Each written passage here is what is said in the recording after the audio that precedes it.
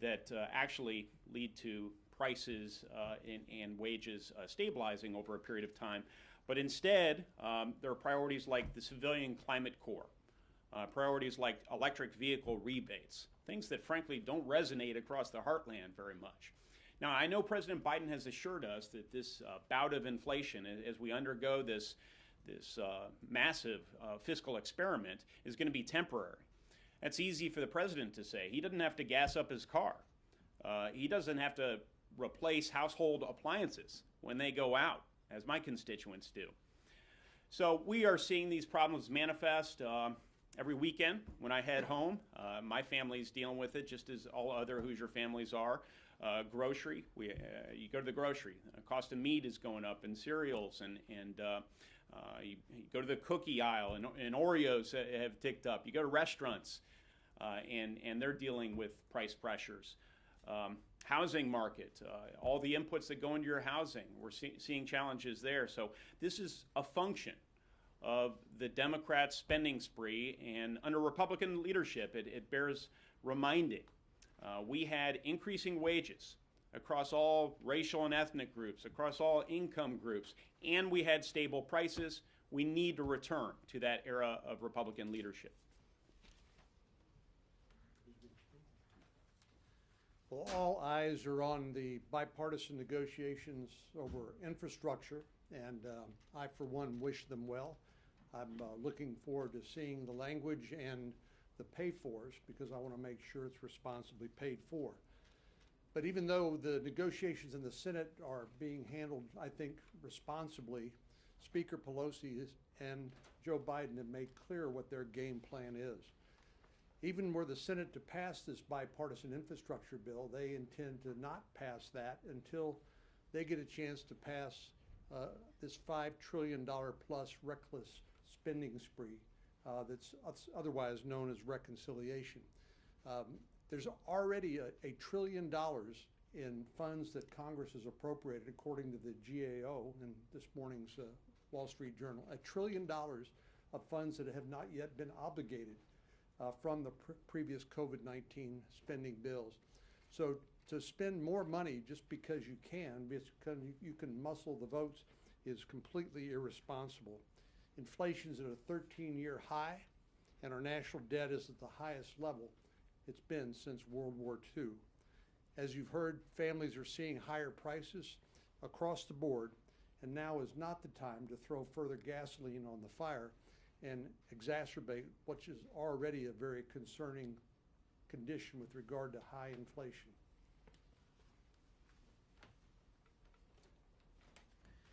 Look, for far too long, we've had out-of-control federal spending.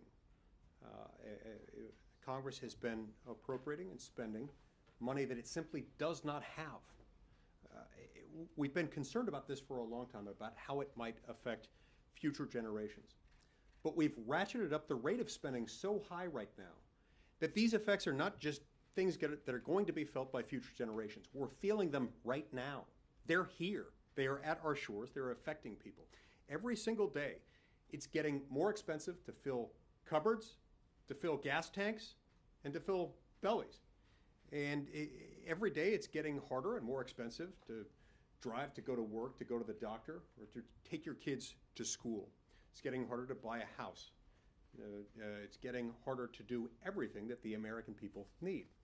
See, one of the problems we've got is that there's this disconnect between what people in Washington, D.C. want to do, spending money that they don't have, and who benefits from that and who gets hurt. You see, people who vote for that sort of spending might get some praise, at least for the short term, while they vote to spend that. They'll probably get praise by those who want more government spending. They'll get praise by those selected interests who might benefit from the appropriation of the day. But it really goes much further than that. You see, because there are basically three categories of Americans who are affected in different ways by really reckless, obscenely extreme spending like what we've got going on right now. At the very top of the economic ladder, you've got a small handful who are sufficiently wealthy and well-connected and anticipating the way the government's going to spend. They might actually get more wealthy off of spending $4 trillion at a time. Then you've got another category, also a very small category, of well-to-do Americans who might be affected by it, but they won't notice it much. It won't put much of a dent in their day-to-day lifestyle, in their standard of living, because they're not living paycheck to paycheck. They've got enough savings, enough resources, so that these differences in prices from one year or 1 month to the next won't make a big difference. What about everyone else? What about the vast majority of Americans who are either poor or middle class, many of whom were living paycheck to paycheck? When those things go up, they can't buy those things. There is no other place for them to turn at that moment. That's what we do when we spend in $4 trillion increments at a time when we don't have that money.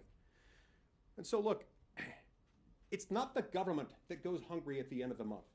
It's not the government that has to economize by choosing to forego traveling to a family reunion that's long overdue. It's not the government that has to worry about paying rent while also paying for braces.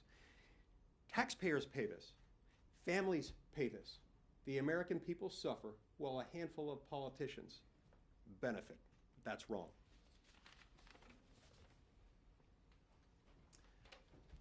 Thank you all. When Senator Scott organized this event to talk about the impact of inflation, I was reminded of a few months ago when the question of the week from the Capitol Press Corps to several of us was, are you at all concerned that the message of inflation isn't getting through? Are you at all concerned that your message about inflation isn't resonating with the American people? I said, no, I'm not at all concerned, because, of course, the day will come when you won't have to explain it to anybody.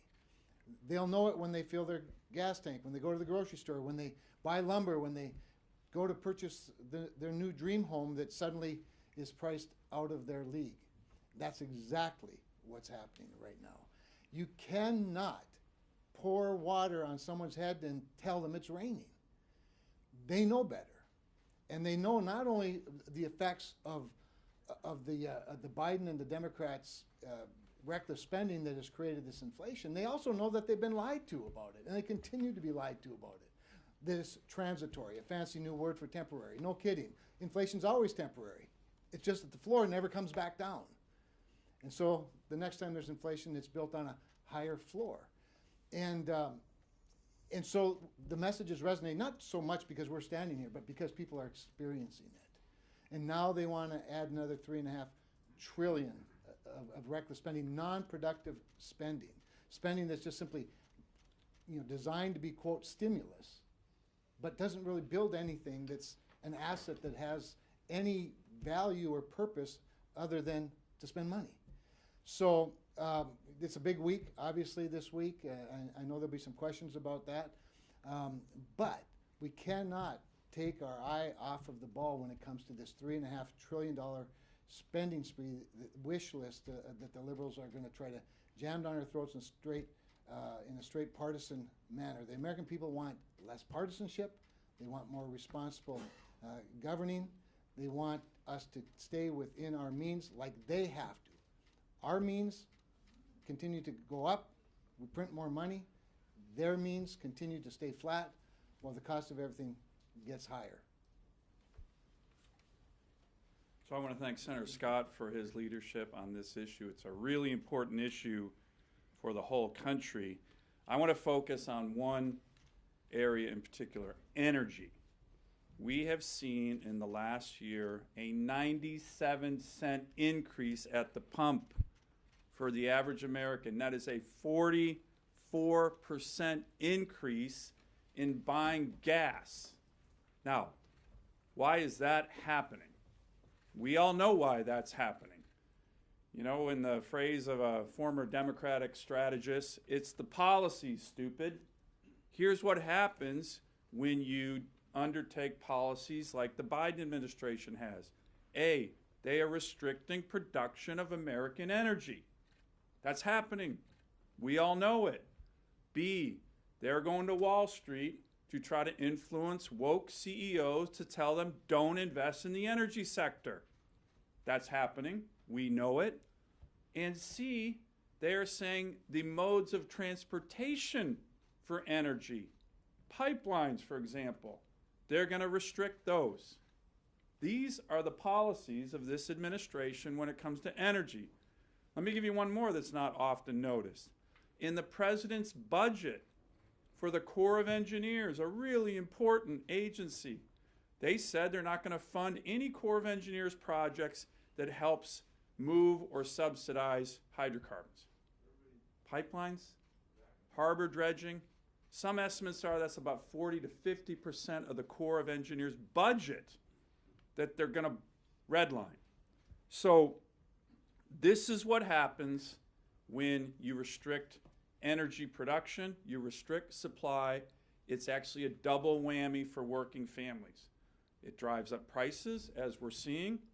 That really, really hurts people at the pump, and it kills really good working class jobs in the energy sector by the thousands. These are the policies that are doing this. They need to be reversed. We all know what happened last year. If you want to talk about a rainy day, last year was a rainy day. There was additional spending that went along with that to be able to help get us through that point. But as we come out of that time period and as the economy begins to accelerate, right on top of that, Democrats spent $2 trillion paying people not to work, sending additional money out to individuals. Even economists on the left said this is a bad time to be able to do this. This will cause inflation. Don't do it. All of us stepped up and said this is the wrong direction to go. But they used the tool of reconciliation to be able to push through what has created this dramatic inflation in our economy. We all know the price of lumber, the price of milk, the price of bacon, the price of gas, the price of rentals. Everything continues to be able to go up. That is directly tied to the $2 trillion package that they put forward earlier this year that they called COVID, but was really the inflation package that they passed. Now, I find it very interesting that when Republicans had the opportunity to be able to pass a reconciliation bill, we used that opportunity to pass something that would dramatically help everyone in the economy, would lower taxes, and would simplify the structure. Democrats are talking about their bill that they'll do later on this year to be the largest tax increase that's ever been done, and that will dramatically increase entitlements. The same type of things that were done earlier this year that created more inflation, that's what they want to do twice as much of. Again, we lose track of these numbers because they're big. So let me just run this past us real quick. If we were talking about seconds rather than dollars, 1 million seconds is 11 and a half weeks. 1 billion seconds is 31 and a half years. 1 trillion seconds is 31,688 years. So when they throw around, let's do $3.5 trillion, and then we'll figure out later what we want to use it for, understand the size and the scope of what they're just throwing out there to say we need to quote unquote spend or need to increase in taxes. It's a very big number that I'm afraid Americans are getting acclimated to. Just these big numbers as if they don't have meaning. They do have meaning, and people feel that meaning right now when the price of everything they go to the store to buy suddenly has gone up so dramatically. Thank you all for being here. You know, I think the human consequences of what lies ahead, it's very important for us to take into account. First off, last year, on 5 different occasions, we came together on a bipartisan basis to confront the challenges that COVID caused all of our citizens and businesses to face, and we did a good job. But in January, the leadership in the White House and the leadership here in Congress decided to go a completely different way, the $1.9 trillion that my colleagues have spoken about. I've talked to I serve on the banking committee. I've talked to a lot of people in the financial services sector, and quite honestly, most of them are optimistic about our chances at recovery. But I always ask them at the end of the discussion, I said, but what if the federal government passes a $3 trillion or $5 trillion additional package in the wake of the $1.9 trillion at the beginning of the year? They said it will not end well. It will cause these numbers to be probably numbers we will want for. Inflation will continue. Even the economists no longer are using the word transitory because that tends to mean temporary. Yeah, inflation will go away at some time, but I think it's going to be after all the gains were erased from the Jobs and Tax Cut Act of 2017. You know, back in January of last year, wage growth was up. Employment among women and minorities were at historic highs. We're going to see the exact opposite of that occur as the Democrats continue their spending spree, but we also have to talk about the taxes. If you game out what they could actually raise to fund that $3.5 to $5 trillion package, whatever it is, maybe $1.5 trillion, $2 trillion in additional taxes, then there's going to be a huge human consequence for that beyond the inflation pressures. And I worry most about the ones who are going to struggle the most. They think for some reason that the Democrats are taking care of them, but they're not. Back in the late 1970s, I was living in a trailer park, working in a warehouse, and going to community college at night. We saw the inflationary pressures then. It was the difference between me being able to put $5 or $10 in my gas tank. It was the difference between me eating a Swanson TV dinner, which at the time I remember vividly was 99 cents, and having a meal that was maybe a little bit more filling, a little bit more nutritional. No offense to Swanson. But that's what we're talking about. We're not talking about rich people being harmed by this. They talk about a tax on the rich. That's not the people who are going to be the consequences of this reckless tax and spending spree. It's going to be the people on the economic bubble. And the Democrats should know that. And the American people should know that we are doing everything we can to fight it. Finally, I am on the G20 group that's working on a bipartisan infrastructure bill. That bill, I believe, is responsible. I think it's focusing on infrastructure that makes sense, that the American people understand this infrastructure. Roads, bridges, ports, airports, and broadband, a modern part of our infrastructure. That's the sort of stuff that we need to get done here. And the Democrats, if they move forward with a spending bill, need to be honest about what their priorities are and what the likely consequences will be. To imagine $4 trillion on top of the $6 trillion already spent on COVID relief, it is an astonishingly high amount of money that our country just cannot afford. Now, people ask about, well, what about the bipartisan infrastructure bill? Well, Nancy Pelosi has made it very clear, she did it on a Sunday show this past week, that will never see the light of day in the House unless and until the much bigger, which they call $3.5 trillion spending bill, gets passed in the Senate and sent to the House. Wasn't a negotiation. Oh, no. It was a hijacking. It's bad for America, bad for the economy. And Nancy Pelosi isn't just a hijacker, she is also an arsonist, because she is pouring jet fuel on the flames of inflation with this kind of spending. So the question is, who are going to be the victims of this? Who are going to pay the price? Well, it's seniors, it's people living on a fixed income, it's young couples starting out, it's all Americans, all of middle class. Anybody that buys gas or groceries, pays rent, everybody is paying more. Their paychecks are being eaten up by this.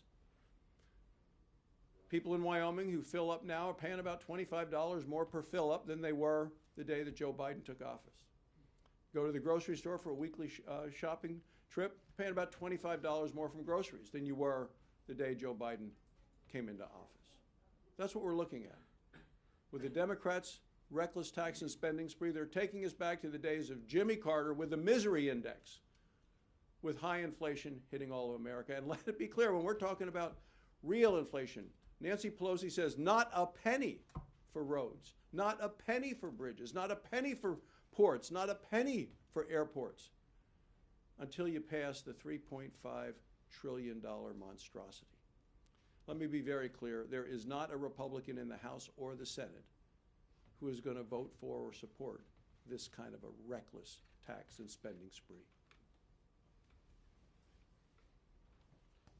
Well, of course, Senator Brasso's right. The misery index is going up back home thanks to inflation. Inflation is yet another crisis this White House has created.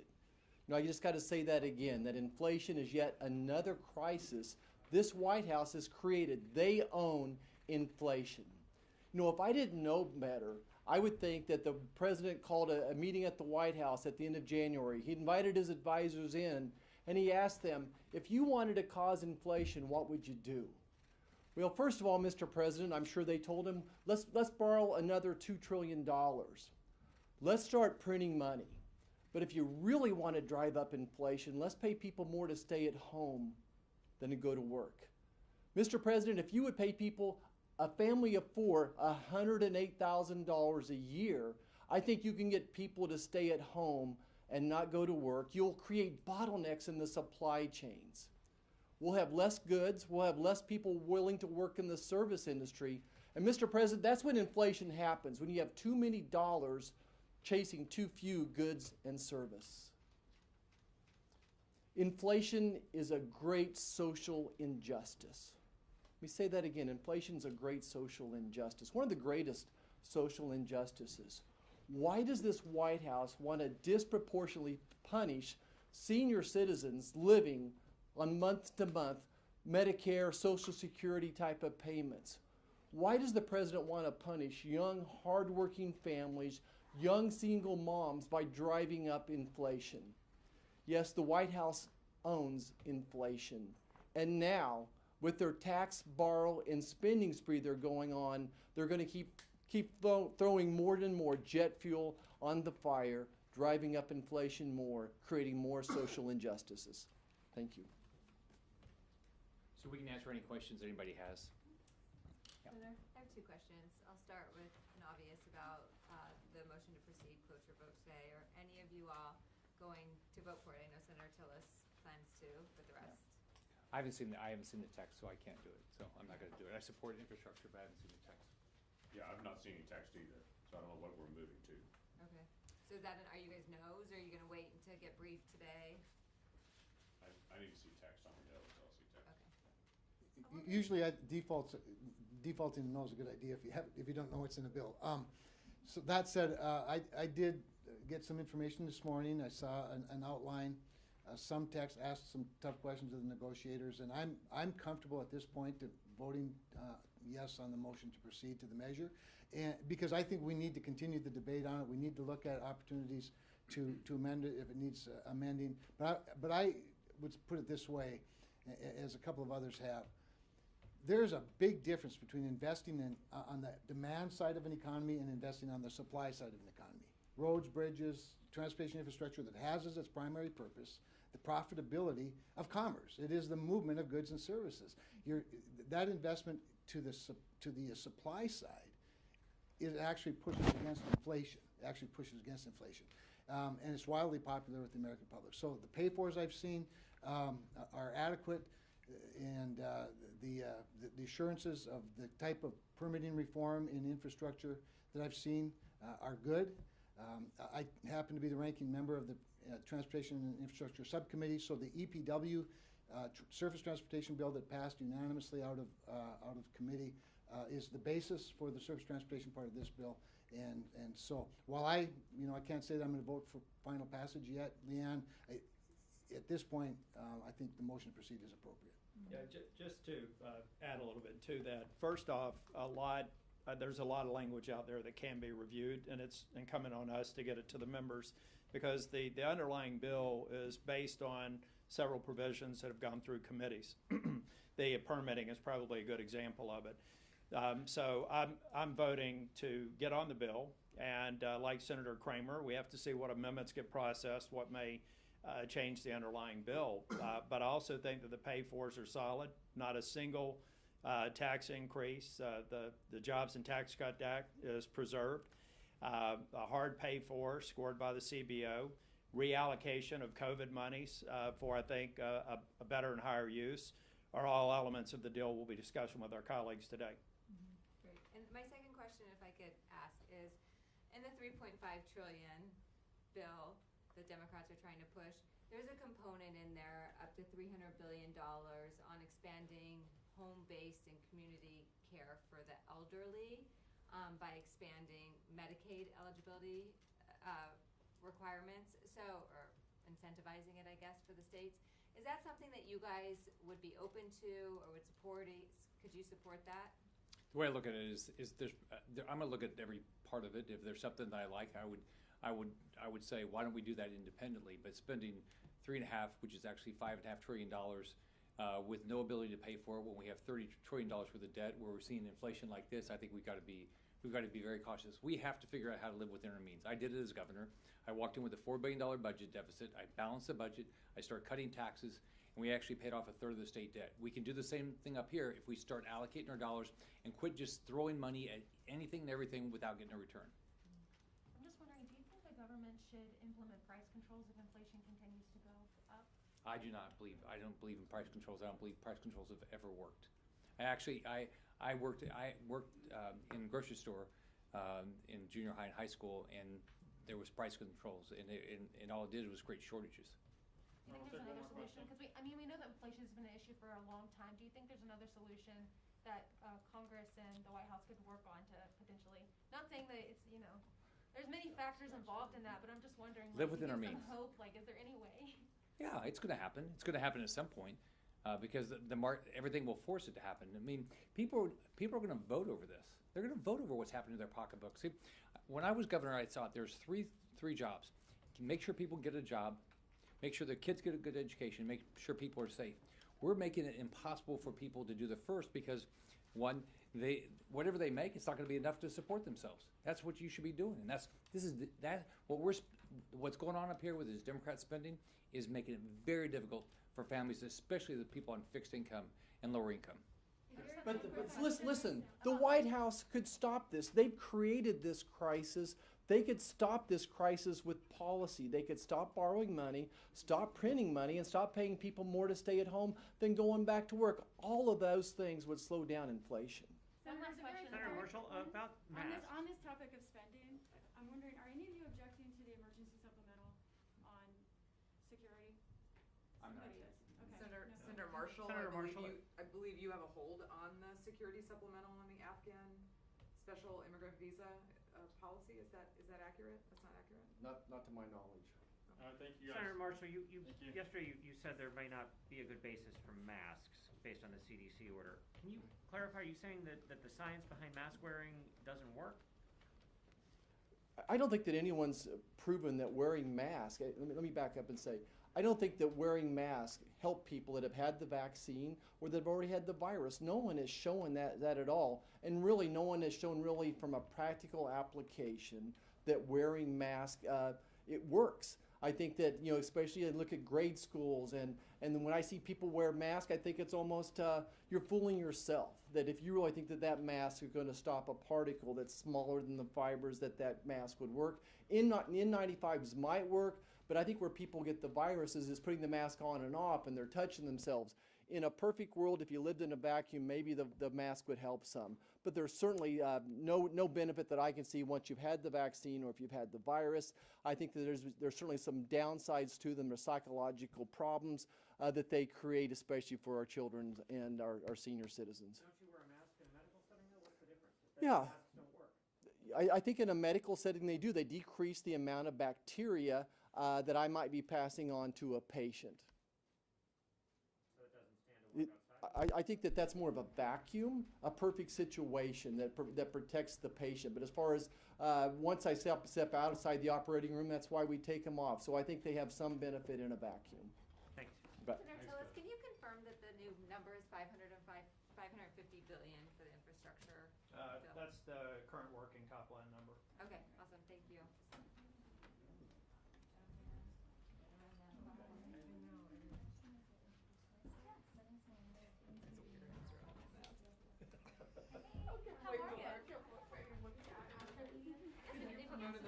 Sure thing. Yeah, I don't know where we lost audio, but we lost our audio.